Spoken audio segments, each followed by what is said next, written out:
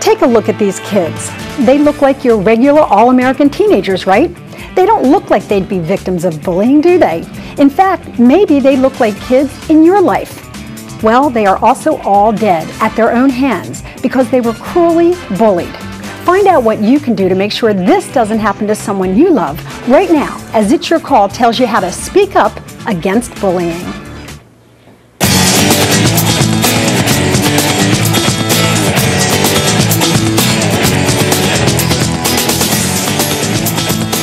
It's Your Call is speaking up against bullying this hour, so if someone you know or care about is being bullied, or you think they are somehow being victimized, I encourage you to stay with us for compelling advice from someone who has lived it firsthand. He's Nadin Khoury, a young man who became a national celebrity after his bullying was caught on tape and went viral. Hello everyone, and thank you so much for joining us. I'm Lynn Doyle. It's so good to have you with us as we talk about a topic that is dominating the headlines today. You know, bullying has been around for as long as there have been schoolyards, but society is no longer taking the approach that this is all part of growing up. Not since bullying drove kids like Megan Meyer and Phoebe Prince to take their own lives. Not since schools are being sued and new legislation being passed making it illegal. And not since the story of Nadin Khoury became national news. Remember this video? We first saw it last February. In it, then 13-year-old Nadin was being tormented and bullied by a group of 6 kids. He was harassed on his way home from school, and eventually he was hung on a steel fence post, which potentially was life-threatening. His attackers then posted their brazen attack online, but would soon face a videotaping of their own, as a no-nonsense police chief, Lieutenant Michael Chitwood, arrested them in school and charged them with assault. While they later reached agreements with prosecutors, Nadin became a national celebrity, appearing on talk shows and striking up a friendship with Deshaun Jackson of the Philadelphia Eagles. He has now changed schools, is a national ambassador for anti-bullying, and he is speaking up against it right here on It's Your Call. Nadin, it's great to have you with us. Thank you very much. When you take a look at that video, tell me what goes through your mind when you see it today, all these months later. I get really angry at it. I get frustrated, like why they pick me, why I have to go through that. I think that they're cowards that they did it and they had to do that to me, that there were 7 of them and only 1 of me.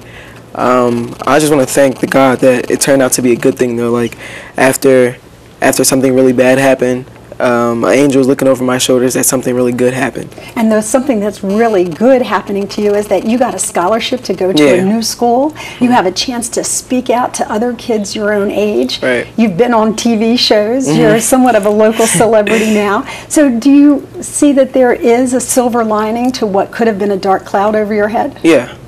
Do you feel that you're put on this earth now to kind of speak up for those who have been victims and have been bullied like yourself? Yes. How do you want to do that? I want to, speak out a lot more to especially kids my age that, especially to the bullies, that is not right what they're doing. They are going to get in trouble for what they're doing. And it's not just me, it's a lot more other kids that are going through the same thing, and we're all standing up, and we're not going to take bullying anymore. We're not going to just sit quietly and watch it happen. Bystanders, the bullies, and the bullied are not going to just stand by anymore and just let it happen. We're going to stand up and speak up.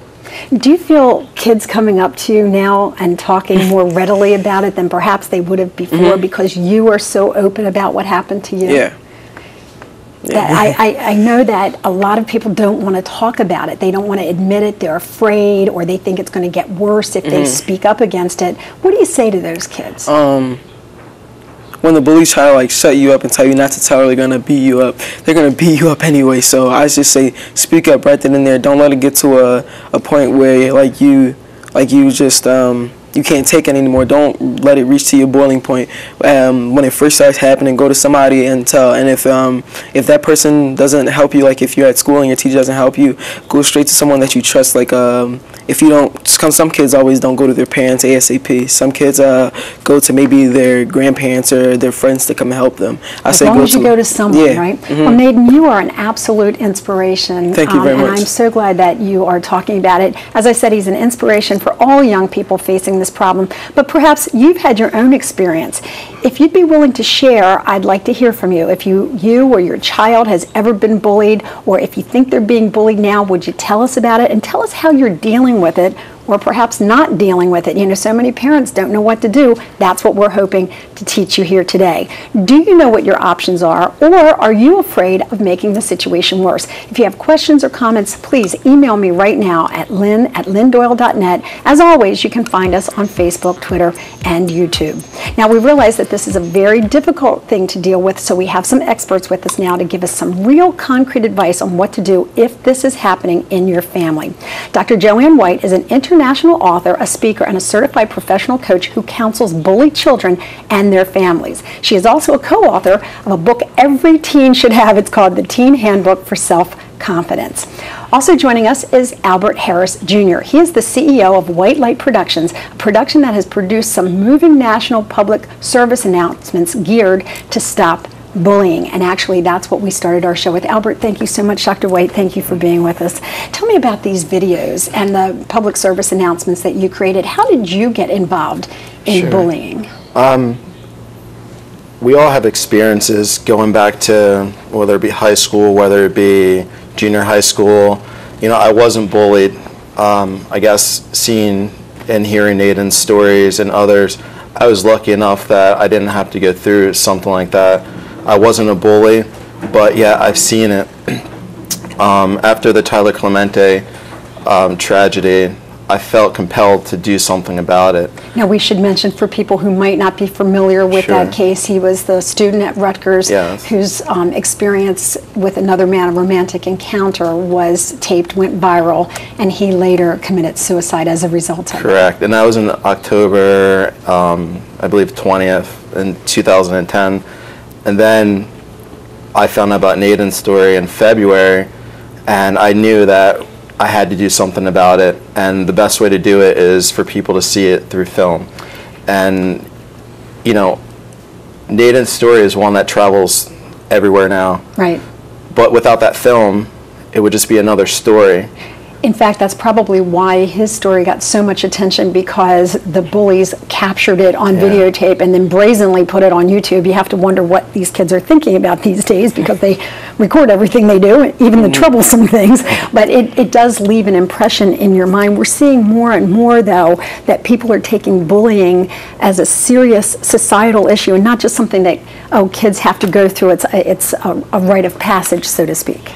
It's no longer a rite of passage. You're right. It's something that actually parents need to be so aware of, because I think oftentimes, as with Nadin, oftentimes children don't speak up to their parents. As Nadin said earlier, they may not be able to speak up. They may feel embarrassed. They may feel humiliated. And the parents really need to take a look and watch for the signs that their child may be bullied, and take a look and see what's going on. So right off the top of your head, what are some of the signs that we all should be looking for? Well, if a child is now failing in school, or doing differently in school, or being more isolated from other children, and he or she wasn't doing that before. If they're coming home with torn or tattered clothing, or some bruises that you can't really account for.